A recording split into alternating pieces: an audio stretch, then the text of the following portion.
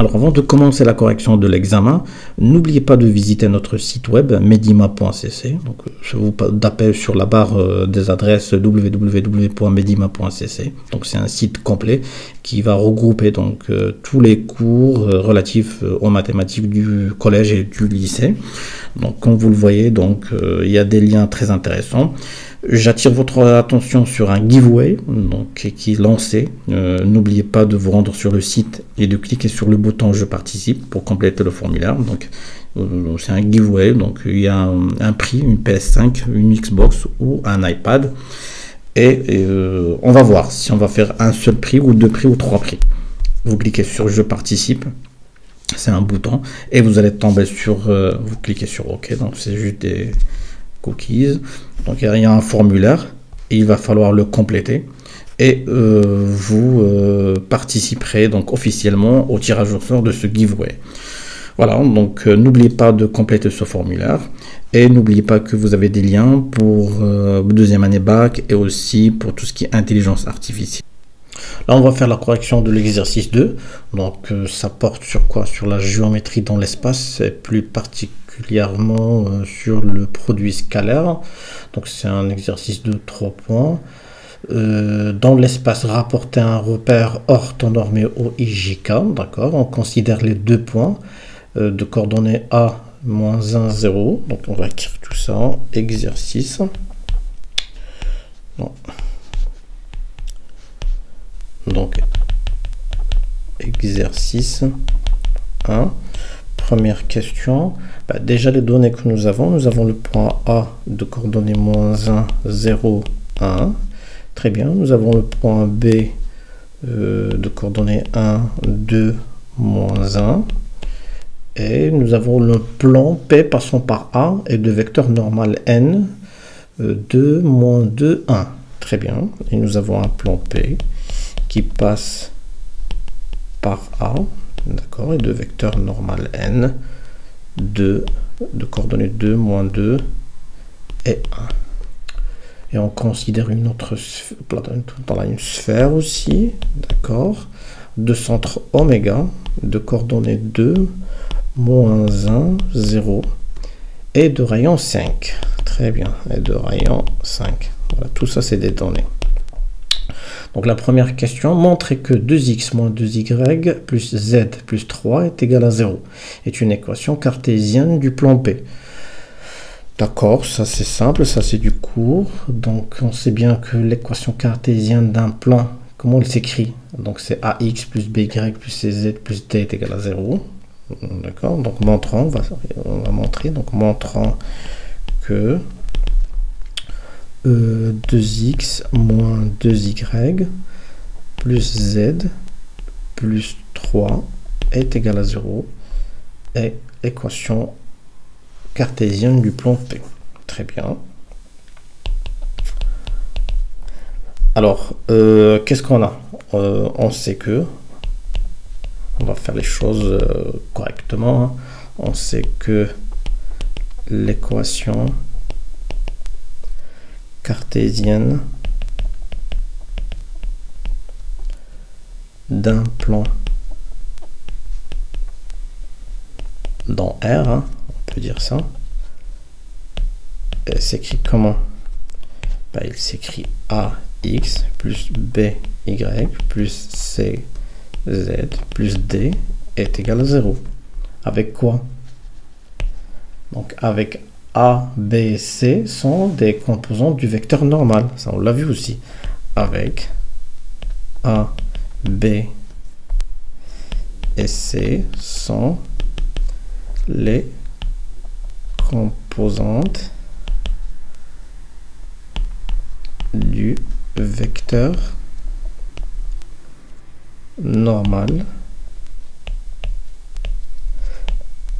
N, A, B, C. Voilà. Qui est donc le vecteur normal, c'est qui est orthogonal au plan. Donc voilà.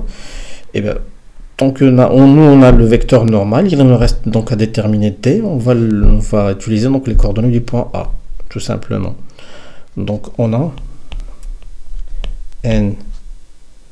C'est quoi? N, c'est 2, moins 2 et 1. D'où l'équation du plan est comment? Ça s'écrit comment? Ça s'écrit 2x moins 2y plus z plus d à déterminer est égal à 0.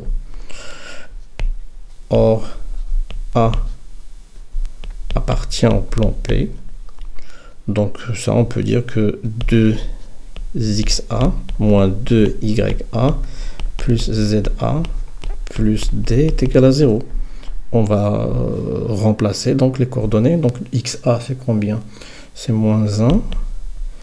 Ya c'est 0, donc plus 0. za c'est moins 1. Plus d est égal à 0. Donc notre d c'est 3. D'où effectivement pour l'équation cartésienne du plan, P est 2x moins 2y plus z plus 3 est égal à 0. Et l'équation cartésienne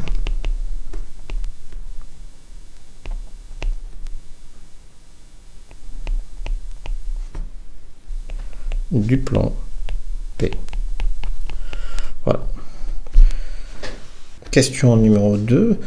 Alors, déterminer une équation cartésienne de la sphère. Très bien. Donc, deuxièmement, déterminant l'équation, une équation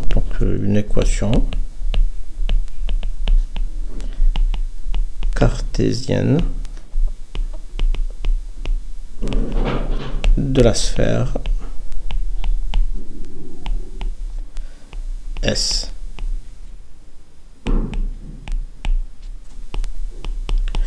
Très bien.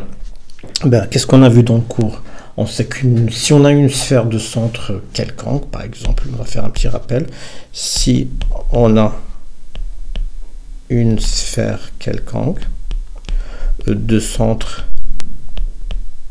par exemple le point A, ce point A de coordonnées x0, y0, z0 par exemple, et cette sphère est de rayon R par exemple, petit r, alors elle a pour équation cartésienne x moins x0 à la puissance 2 plus y moins y0 à la puissance 2 plus z moins z0 à la puissance 2 est égal à r au carré. Et ça, c'est l'équation cartésienne de la sphère. On va faire la même chose. On va appliquer donc la règle. On a la sphère S de centre oméga de coordonnées combien?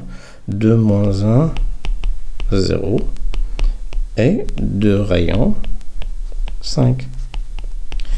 On va faire une application directe, hein, c'est simple.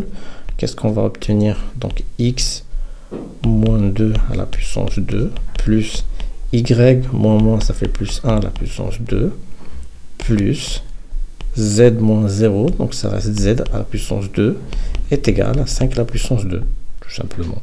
On simplifie tout ça, donc x au carré moins 4x plus 4 plus y au carré plus 2y plus 1 plus z au carré est égal à 25.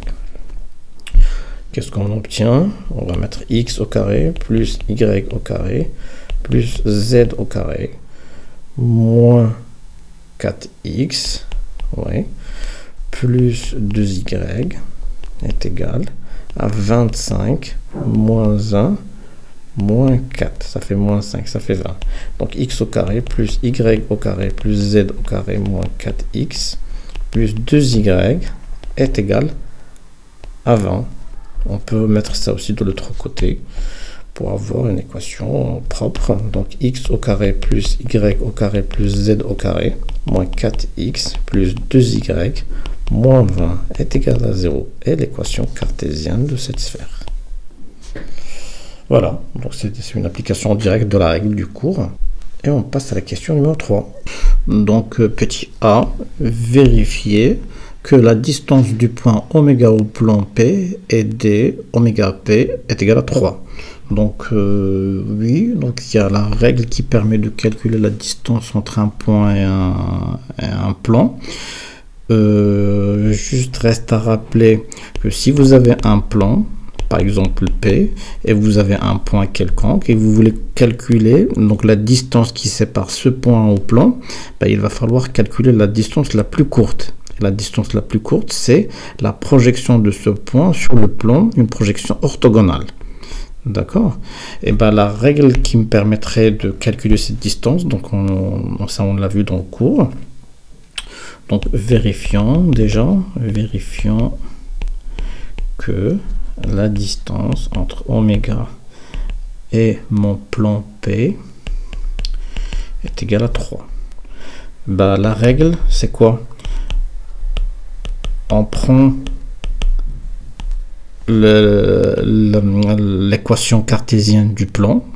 C'est quoi l'équation cartésienne du plan? C'est 2x moins 2y plus z plus 3, la valeur absolue bien sûr, et on remplace les valeurs x, y par les coordonnées du point oméga, du point qui nous concerne. Donc on va mettre oméga, y oméga et z oméga.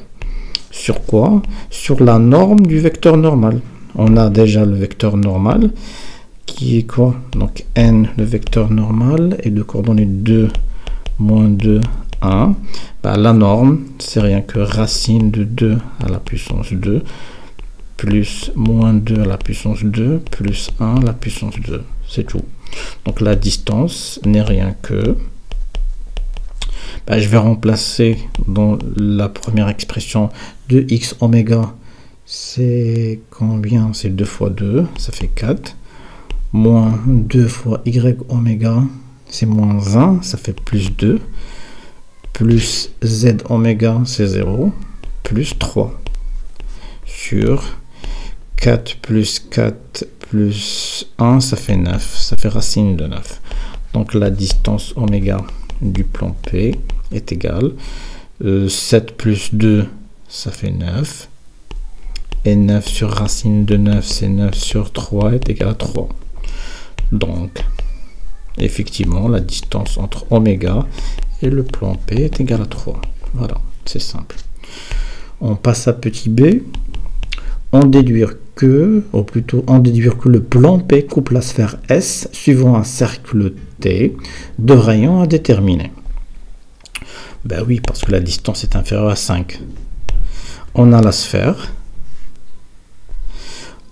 On a le rayon qui est de 5 cm, le point oméga, et vous avez donc la distance, on va dire, par exemple, on va la tracer avec une autre couleur, d'accord, tac, par exemple, hein, ça, la distance entre oméga et le plan est de 3 cm.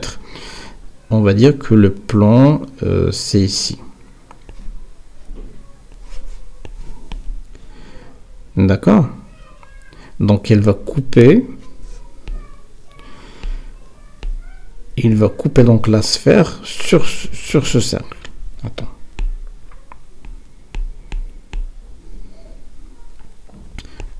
On va retracer le plan. Tac, tac. On va dire tac, tac, tac, tac, tac, tac, c'est derrière, et ça c'est devant. Donc elle coupe. On va supprimer ça, et on va le retracer comme ça.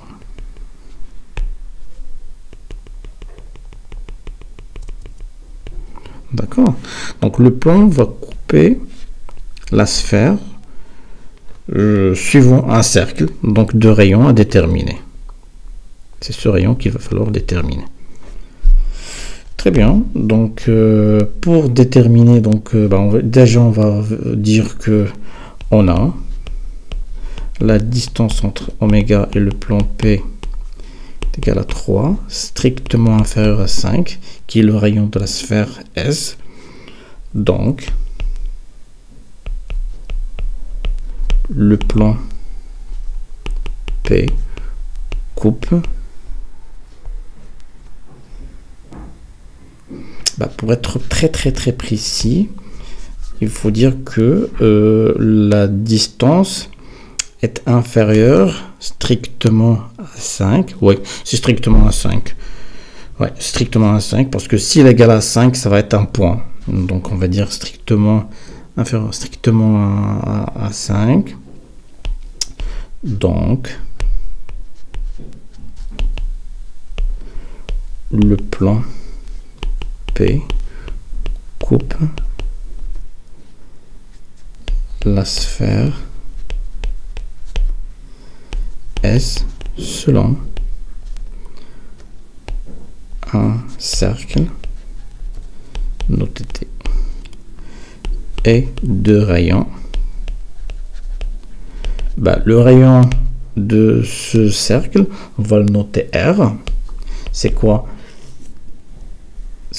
Normalement ce rayon R au carré, parce que là on a quoi? C'est ça, et vous avez ça qui est égal à 5. Ça c'est perpendiculaire, et vous avez ça qui est égal à 3. Donc quoi? C'est un triangle rectangle en ce point, sur le centre du cercle, notre cercle. Donc 5 au carré plus 3 au carré, 3 au carré plus R au carré est égal à 5 au carré. Donc c'est un rectangle, c'est un triangle rectangle. On va appliquer la règle de Pythagore.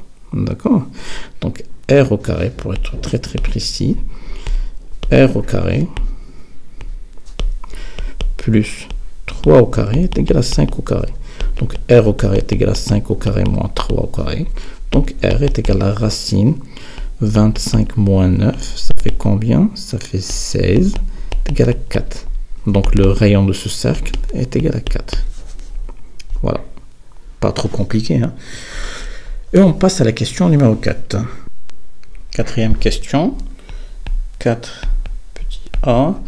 Déterminer une représentation paramétrique de la droite delta passant par oméga est perpendiculaire au plan. D'accord. Donc déterminant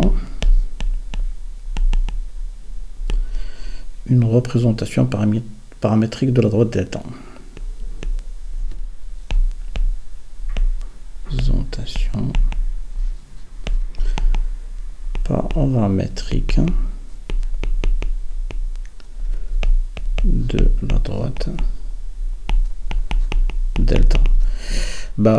On va faire un petit rappel. Qu'est-ce qu'on a vu dans le cours? Si on a une droite D ou une droite delta qui passe par un point quelconque et de vecteurs directeurs, par exemple U. Si on a un nouveau point de coordonnées, par exemple si on a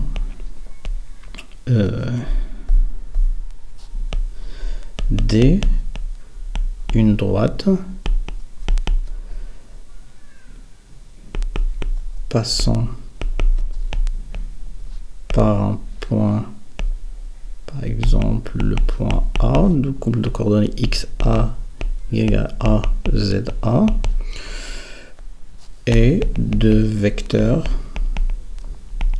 directeurs U. D'accord? Vecteur directeur, on peut dire de coordonnées U, V, W, par exemple. Moi, je dis, hein. D'accord? On peut dire quoi?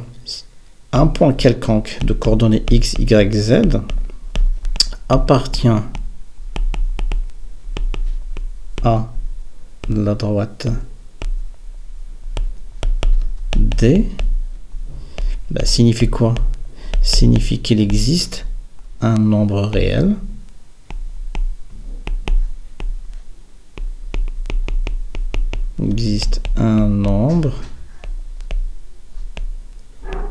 réel T tel que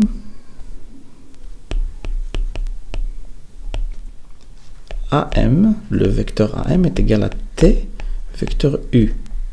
D'accord? C'est ça qui nous intéresse. Et bien de cette propriété, on peut tirer donc les coordonnées de M, donc vont vérifier le système. Quel système? C'est le système X, c'est-à-dire X moins XA est égal à TU.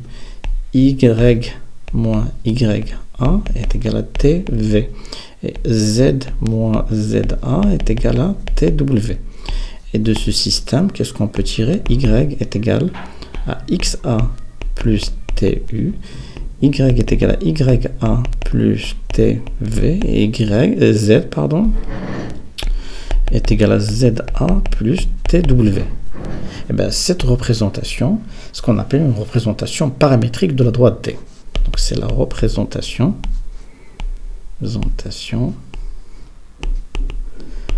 paramétrique de la droite D. C'est ça ce qu'il faut retenir. Droite D. Ben, dans notre cas, qu'est-ce qu'on a?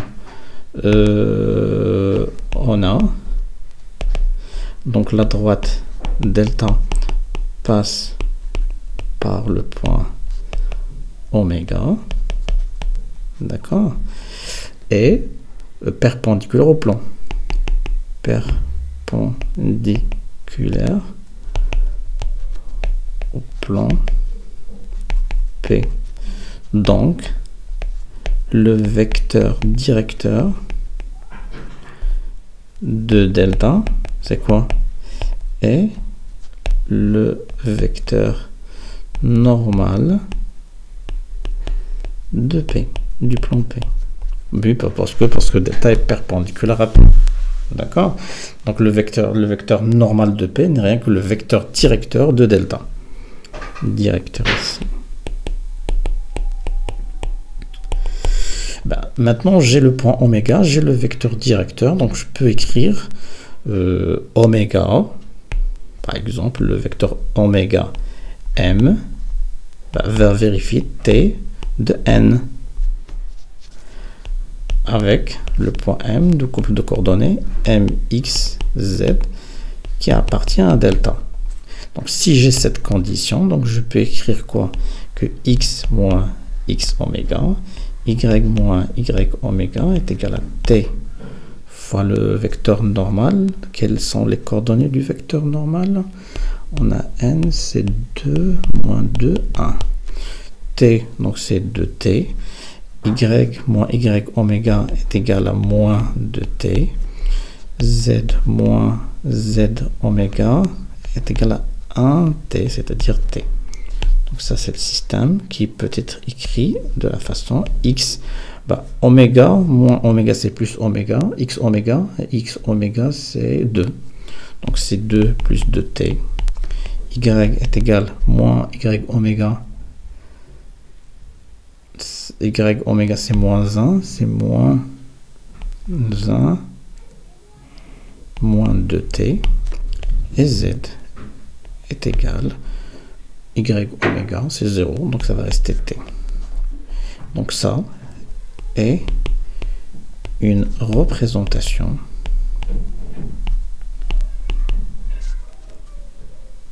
paramétrique de la droite delta. Voilà. Et on passe à petit b. Petit b, montrer que le point H de coordonnées 0, 1, moins 1 est le centre du cercle T. Très bien. Montrons que H0, 1, moins 1 est centre du cercle P. Très bien. Dans la représentation qu'on a faite tout à l'heure, le centre de ce cercle, c'est bien C, H, donc c'est le point H, c'est ici. On me demande de calculer donc les coordonnées. C'est rien que l'intersection de quoi? De la droite delta, parce qu'elle passe par oméga et perpendiculaire au plan. Donc ça, c'est la droite delta. Donc l'intersection de delta avec le plan P est le point H. Puisqu'on a déterminé donc la représentation paramétrique de delta, on a déjà l'équation cartésienne. Et il va falloir remplacer l'expression de x, y et z dans l'équation cartésienne de P, déterminer le t, le paramètre t. D'accord.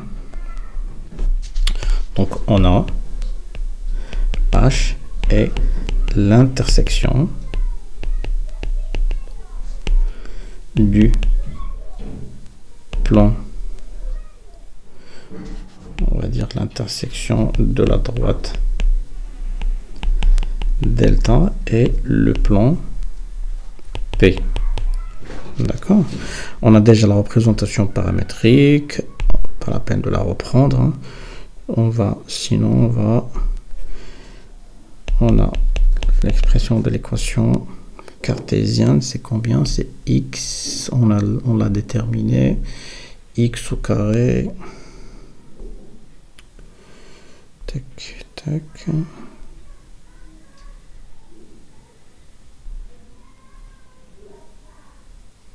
c'est celle-là.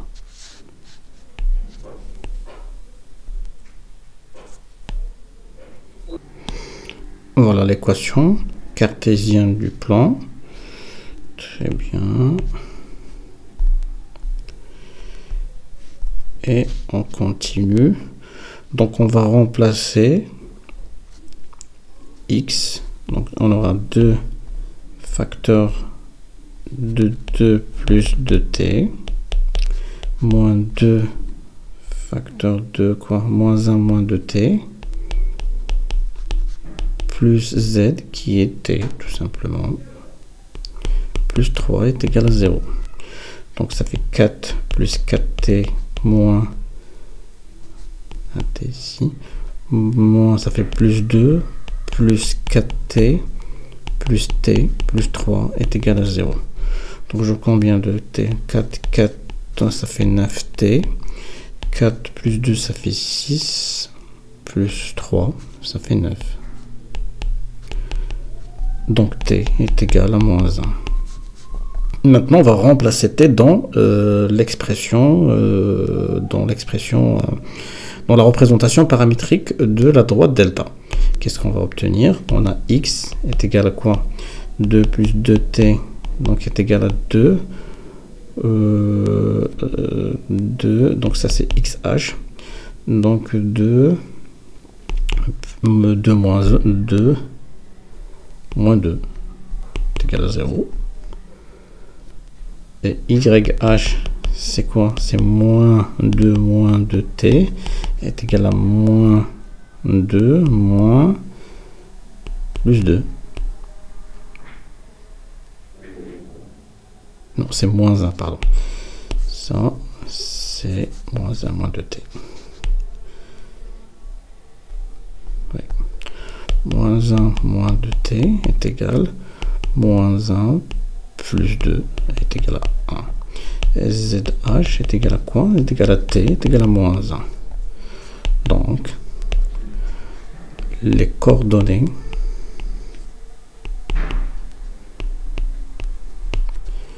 du point d'intersection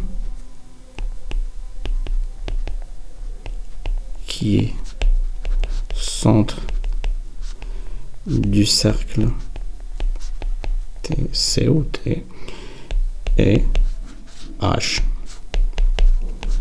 0, 1, moins 1. Voilà. Et on passe à la question petit c. Montrer que la droite delta est une médiatrice du segment AB.